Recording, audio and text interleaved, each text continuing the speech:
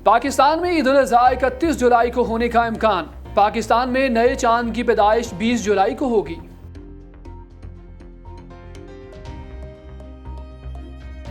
वो आम गलतियां जो स्मार्टफोन की जिंदगी को मुख्तसर कर दें। इन ऐप्स को फोन में ना रखें जिनकी जरूरत नहीं।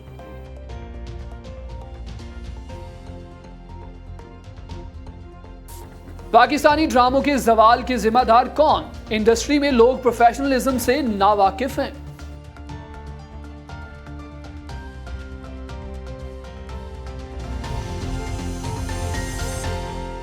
अस्सलाम वालेकुम एंड खुशामदीद। आप देख रहे हैं programme what's in what's out exclusively on Bright Star TV. मैं हूं फातिमा नासिर। हमारा यूट्यूब चैनल सब्सक्राइब करना मत भूलिएगा। Please press the bell icon as well and you can also download our application. इसके साथ साथ www.brightstartv.live वेबसाइट पर भी आप लोग हमारा प्रोग्राम देखना मत भूलिएगा। सोशल मीडिया का दौर है तो फेसबुक, इंस्टाग्राम और ट्विटर पर भी आप लोग हमारा प्रोग्राम देख सकते हैं। नाज़रीन, आज की पहली खबर प्रोग्राम में शामिल करेंगे।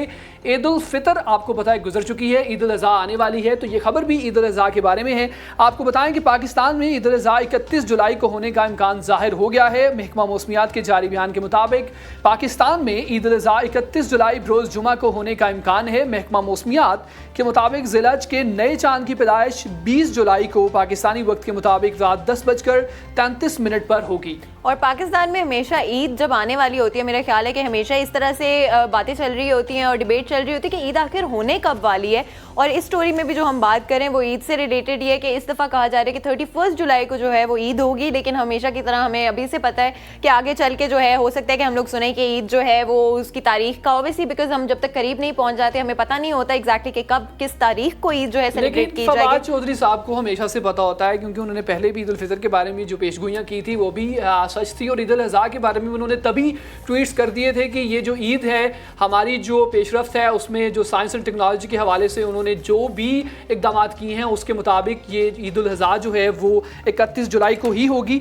सो इस बारे में प्रॉपर उन्होंने ट्वीट भी किया था। सो हम लोग उम्मीद कर सकते हैं कि ये मेरे ख्याल है हमेशा ही जो है एक डिबेट चलती है कि एक तरफ साइंस होती है और एक तरफ जो है हमारे जो हमेशा से देखते आ रहे हैं और वो चांद को जो देख के बताते हैं कि किस दिन होगी, इनकी मेरे ख्याल हमेशा लड़ाइयाँ चल रही होती हैं कि कब होने वाली है Eid. Exactly Islamic point of view से जितने भी लोग चांद को देख रहे होते हैं, जो भी शहादतें ले रहे होते हैं, वो तमाम जो हैं वो उसके बारे में बहस चल रही होती है। और एक मैं कहता हूँ कि बड़ा एक अच्छा सा जो है वो निज़ाम चल रहा होता है हमारे चैनल्स के ऊपर। लोग भी इस इंतज़ार में होते हैं कि ईद कब होगी, आज होगी या फिर कल होगी।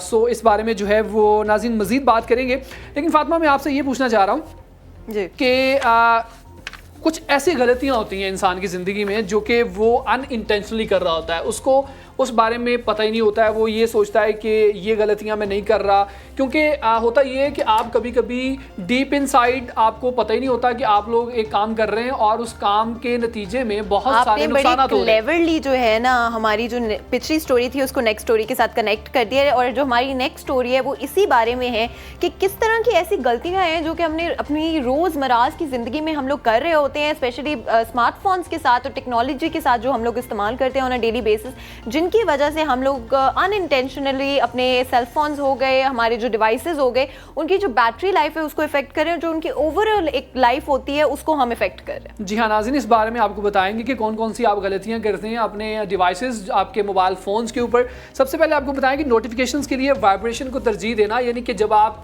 नोटिफिकेशन के लिए वाइब्रेशन के ऑप्शन को ऑन कर देते हैं अपने मोबाइल में, तो उसके बाद आपके मोबाइल की हेल्थ के ऊपर बहुत फ़र्क पड़ता है। सबसे पहले तो आपके मोबाइल की जो बैटरी है उसको बहुत सारा नुकसान होता है, उसकी जो परसेंटेज है मोबाइल की वो कम हो जाती है, उसकी जो हेल्थ है उसके ऊपर काफ़ी नेगेटिव असर पड़ते हैं। इसके अलावा अगर बात करें तो गैर ज़रूरी परमिशन की इजाज़त देना, यानी कि बहुत सारी ऐसी ऐप्स होती हैं या बहुत सारी ऐसी परमिशंस मोबाइल आपसे मांगता है जिसको अगर आप ऑन कर दें तो उसके बाद आपके मोबाइल की बैटरी के ऊपर भी काफ़ी असर पड़ता है और ओवरऑल आपके मोबाइल की हेल्थ भी काफ़ी ख़राब हो जाती है। मतलब हम लोगों में से मेरा ख्याल है कोई भी टेक्नोलॉजिकल एक्सपर्ट्स तो नहीं है, हम लोग सिर्फ जो है आम स्मार्टफोन यूजर्स हैं, फिगर्स शेयर कर सकते हैं फैक्ट्स एंड फिगर्स। और मेरा ख्याल है कि ज़रूरी है लोगों के लिए लेकिन समझना कि बहुत सारी इस तरह की चीज़ें होती हैं जो हमें समझ नहीं आ रही होती, हमें पता नहीं होता, लेकिन उससे जो ओवरऑल जैसे भी कोई डिवाइस होता है, कोई भी टेक्नोलॉजी की चीज़ होती है, इलेक्ट्रिकल चीज़ होती है, उसकी एक लाइफ होती है जो कि अगर आप उसको जितना अच्छी तरह इस्तेमाल करें वो उतनी अच्छी तरह से और उतनी लंबे अरसे तक जो है वो चलता रहेगा।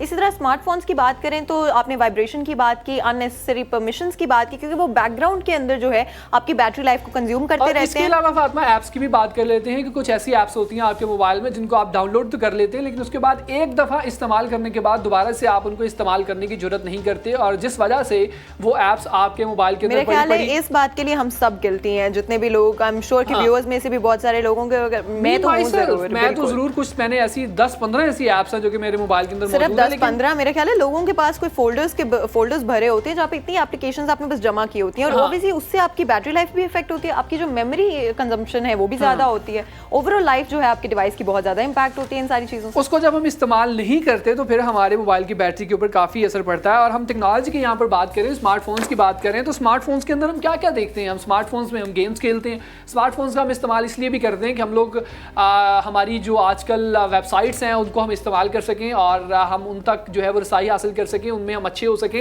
लेकिन उसके साथ साथ हम लोग यूट्यूब का भी इस्तेमाल करते हैं और बहुत सारी ऐसी वेबसाइट्स हैं जिनके ऊपर से एक चीज याद आई कि हाल ही में हमने देखा कि पाकिस्तानी जो ड्रामाज हैं, जो पाकिस्तानी इंडस्ट्री है, हमारी एंटरटेनमेंट इंडस्ट्री है, आजकल वो कुछ ज्यादा ही जो है बातों में नजर आती है, न्यूज में बहुत ज्यादा नजर आने लगी है हम लोगों को। और के अलावा फातिमा, सबसे मजे की बात यह है कि हमारे जो ड्रामा इंडस्ट्री अब तमाम की तमाम शिफ्ट हो रही है यूट्यूब के ऊपर, क्योंकि बहुत सारे ऐसे लोग हैं, सेटेलाइट तो लोग देखते ही देखते हैं, लेकिन साथ ही साथ में लोग ये चाहते हैं कि यूट्यूब के ऊपर भी वो सब्सक्राइबर्स हासिल करें और वहां से भी पैसा कमाएं।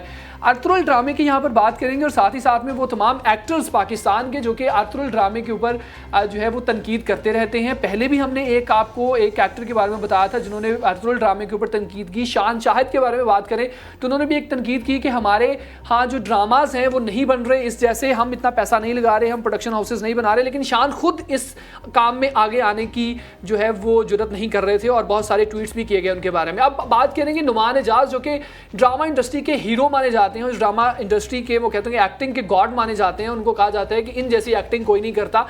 तो ड्रामाज हमारे जो बन रहे हैं बेसिकली, अर्थरुल ड्रामे का तो उन्होंने सिर्फ एक रेफरेंस दिया है फातिमा, बात वो कर रहे हैं हमारे अपने ड्रामाज जो कि सास बहू की लड़ाई, लव ट्रायंगल्स और इस तरह की बहुत सारी ऐसी चीज़ें जिनके ऊपर बनाए जाते हैं ये ड्रामे।